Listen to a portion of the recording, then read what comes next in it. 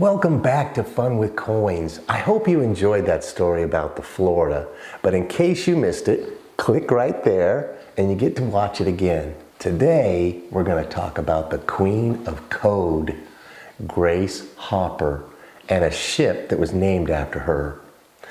I think you should kind of understand a little bit how I got all these coins. Well, I was stationed in Bahrain for about 2 or 3 years, and I held the position as the 5th Fleet Master Chief. And you think, oh wow, that must have really been something.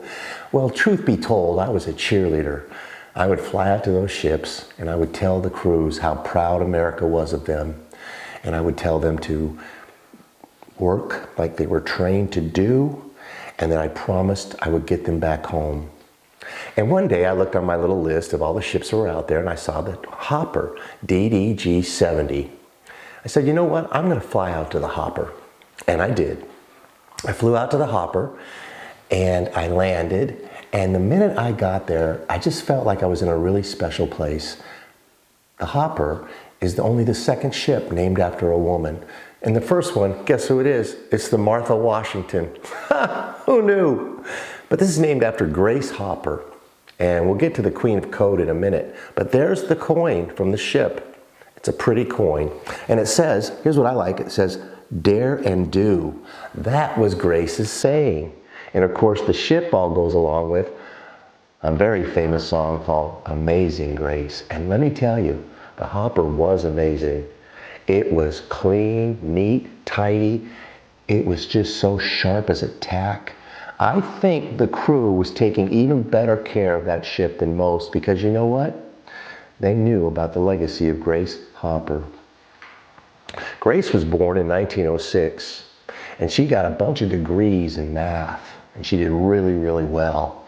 And in the 40s, she decided to join the Navy Reserves.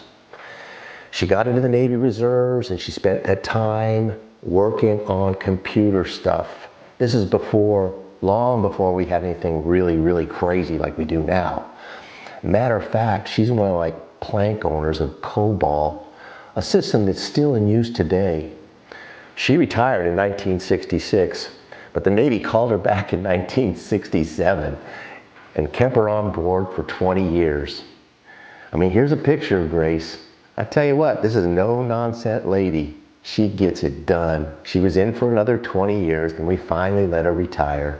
She has 40 degrees from all over the world, from different colleges and universities, honorary degrees.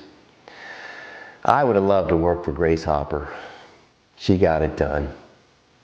Stay tuned. Our next coin is going to be about the USS Pogey. And remember, LSST. Like, share, subscribe, and give me a comment. Thank you.